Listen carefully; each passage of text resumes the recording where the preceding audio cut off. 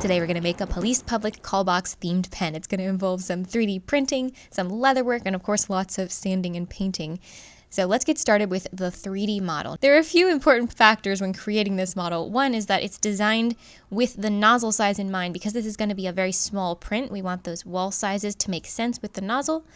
Also, the hole for the back of the pen needs to be sized to fit the pen, but also to leave enough wall thickness for this to print properly. So there was some experimentation there to find the right combination while still keeping the blue box proportional with the pen. The final part that was causing some issues was the little light at the top. It's such a small part that when it was printing, it was making just a big blob and smushing the whole thing, melting it, and making it very difficult to post-process it. Even I was having to add some additional material just to build it back up. So what I did for that was I sliced out every other layer so that there would be less material deposited in such a small space. So the printer would skip up one layer and then deposit its next layer, and it worked a lot better. You can see there is still some cleanup there, but the part that was deposited is fairly neat and will be sandable. Going back and comparing this to the earlier iterations, you can see there were some areas that did not come out well at all, especially in the recesses on the sides. And then also, of course, that top piece was just a mushy blob. So with the modifications to the model, along with proper tuning, I was able to get a much cleaner result for the blue box portion. I am going to go ahead and sand most of this too. Not so much to get it perfectly smooth, but just to even it out a little bit. The glass fiber reinforced filament that was used here, it does have a little bit of a texture to it, which is really nice, and I don't want to completely eliminate that. But due to the way that it's printed, it does have a bit of a level change where the mullion meets the side. So I'm going to smooth that out so that it is a flat plane, and then just make sure that it's all nice and clean in all the crevices. We do also need to clean out that hole in the center. It's going to need to slide cleanly over the pen so that it can maintain its retractable function. And we also need to fine tune the size there just to make sure it does fit the pen. I'm going to go over it one more time with some super fine steel wool just to make sure everything is nice and smooth. We're going to use a wood burner to add the details that are too fine for this type of printing. So heat it up to a temperature that's going to melt the plastic without burning it, and then carefully dab in each of the little window panes for the upper windows on the blue box. And then we're also going to add in the little paper sign that's on the front there. You're not going to be able to add the text there because it's just too small. We can at least add the shape of the paper and add a little bit more detail in with the paint. So we are ready to paint now. We're going to use acrylic paints, and I'm adding a wash of a couple of shades of blue. I'm not necessarily trying to cover this up completely, really just even out the tones. And you don't want to add too much paint at this stage, especially because you're going to start losing details if you pile on the paint. Adding in some black, I'm going to bring out the shadows a little bit more.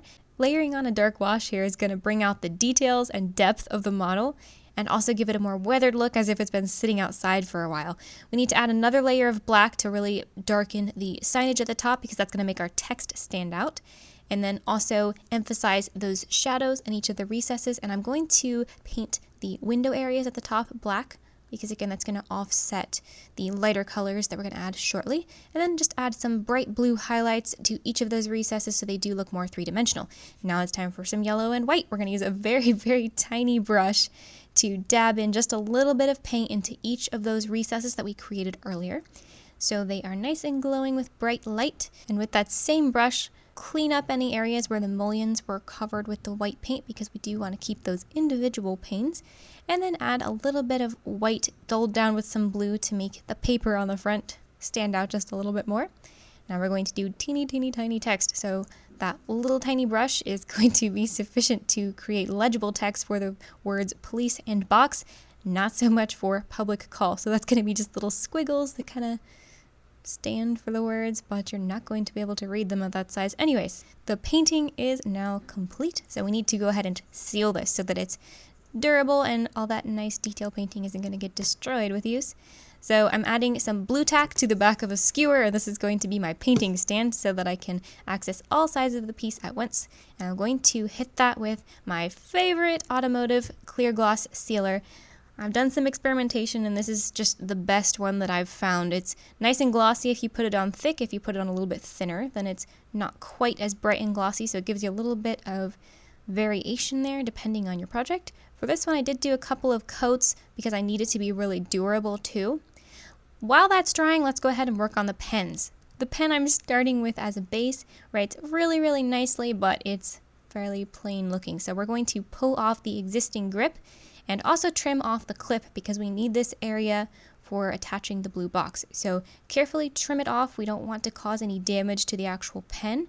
And then scrape off any excess plastic, sand it down. The goal is to make this never have been there and just smooth all the way around so that the blue box can retract over that part. I'm also going to reduce the size of this area just a little bit so that the model doesn't have to be quite as big. It can be a little bit more proportional and the hole inside can be a little bit smaller while still keeping that wall thickness that we needed. So I'm going to do a little bit of hand sanding too just to make sure that it's nice and even, and then just double check the sizing with the blue box to make sure that it can retract properly, and if needed just sand it down a little bit more. I'm going to use the superfine steel wool over the entire pen because we're going to be painting the tip and the top, and then the center part I'm just sanding it so it has a little bit of grip to it later on when we're attaching the leather. Now the back part is a little bit too short to function properly with the box. I've drilled out the center and I'm adding a little piece of carbon fiber in there to extend that out and then covering that up with some of the filament that the box was printed in. Now the goal here is to create a wider surface area at the top so we have a wider surface area for the glue without interfering with the function of the pen. So I'm building it up more towards the top and then tapering that down to meet the pen itself. Now we can double check and yes, it does retract properly now. We're not ready to glue it on quite yet. We need to add the paint to the pen. So I'm using this metallic acrylic copper at the back part where it's going to show above the leather, and then also at the nib side. Be really careful not to get the paint inside the pen, of course. And we're just going to extend it down a little bit so that nothing peeks through as we're adding the leather. It does take a couple of coats to cover this, but it sticks fine since we roughed it up with the steel wool earlier. We're also going to add a nice protective coat. So take a little bit more of that blue tack and stick it in the end of the pen so that none of the sealer goes inside of the pen. And add a couple of coats to both sides of that. You don't need to seal the center because we're going to cover that in leather anyways. So let's grab that leather. Now this is a really nice lambskin. It's super soft and comfortable, so it's perfect for a grip. I've created these patterns for the top and bottom pieces. We're going to pre-punch those holes so the stitching is evenly spaced and so it's easy to put the needle through. I've got the holes wider spaced for the bottom piece because we're not going to be laying that flat on the pen. We're going to bunch that up towards the bottom. So let's start with the top piece. That one's a little bit simpler. Just double check that it's the right size, and then we're going to glue down the top piece. Just roll it down a little bit so we have a decorative end. Then we're going to add some contact cement to both the leather and to the pen, let that dry. We can then stick it on and that will just ensure that it doesn't move around. We're going to stitch it also, but we just still want it to stay in place and not risk having it slide off at any point. So make sure that that's evenly lined up and then also double check to ensure that there is space for the box to move up and down as you retract your pen. And that's pretty perfect. So we're going to grab some wax thread. We've got a nice brown color here that blends well with the leather. And we're going to start stitching that down. Of course, you want the stitching to be nice and close to the pen so it's a snug fit. And then just wrap it around at each side here. We're going to trim the excess later on, but right now we just want to ensure that the stitching is properly placed close to the pen and nice and neat. We're going to do that same nice, neat, rolled up edge at the bottom of this piece.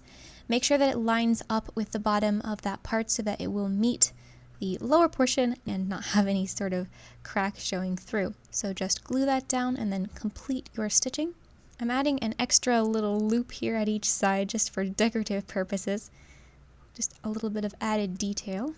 And then secure that end of the thread down by looping it back through a couple of stitches, trim it neatly, and then we're also going to trim off the leather here. There's a little bit of excess, so just neaten that up right next to the stitching. It's time for the bottom portion. Now this is going to be a little bit more challenging. We're going to make it a gathered grip.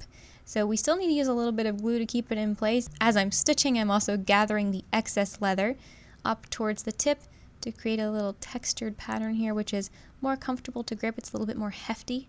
And it also just adds nice visual contrast for the smooth portion above. You really do have to work at it a little bit to get it all gathered nicely. And then once you do, just trim off any excess at the top, fold that down, and stitch everything down. We do need to check and ensure that the seam lines up with the upper portion's seam.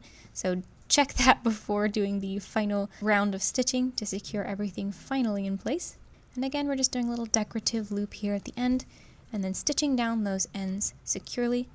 Trim everything up and just put it back together to again make sure that it all still lines up properly and it's all trimmed evenly. We're going to make this just a little bit more interesting. Grab a wood burner set to a fairly low temp. You want it to be hot enough to burn the leather a little bit without causing any damage. We're going to emphasize the shadows on the leather and also burn over the waxed cotton thread a little bit. It darkens it and melts the wax in, so it makes it really secure and look really cool. My finish is nicely cured now on that blue box, but I'm going to dull it down just a little bit so it doesn't look quite so brand new. It needs to be just a little bit weathered as if it's been sitting outside for a while. So I'm using that super fine steel wool just to rough it up just a tad. Now the finish is thick enough to where it's going to protect the paint nicely, but now it's just not quite so bright and shiny, so it fits better with the weathered look of the pen overall. We do need to glue that in place now, so just add a bit of Gorilla Glue just to the back of that piece that we created using the filament, and then very carefully place that inside the call box without getting any glue on the edges because it does need to still go up and down to retract. Double check that it's positioned well and that everything still functions, and then go ahead and just let that glue cure for a while. While that glue is curing, we're going to create a nice storage box for the pen. I've got some Union Jack flags here that I just needed to take the handle off of. We've got just the flag here, and we're going to stitch that onto this piece of linen. It's a very pretty brown linen that's going to blend nicely with the box. Take the cotton piece out of the box and trim out a section that's shaped like the pen so that it has a place to sit inside the box. Double check that it's the right size, and then we're going to attach the fabric piece over that. Center it on the batting and then fold down all of the raw edges, and we're going to attach that with a plastic tagger so that it's securely held in place, and then place that back inside of the box. Now the pen has an appropriately themed throne for when it's not in use. The pen is now complete, and the best part is that when your ink runs out, it's not just a decoration. You can open the pen up, swap out that ink cartridge, and you are ready to write. I hope that you've enjoyed this video. If so, there's a couple of things that you can do. First, click that like button so YouTube knows this is a project that other people might find interesting. Also head over to lindydesignlab.com/shop where you will find the Police Public Callbox pen, among other things. If you are new to the channel, don't forget to subscribe and click that bell so that YouTube lets you know when a new video is posted. If you've been here a while, then please comment below. Let me know what you think of this project and any suggestions you might have. Thanks for watching, and I'll see you soon!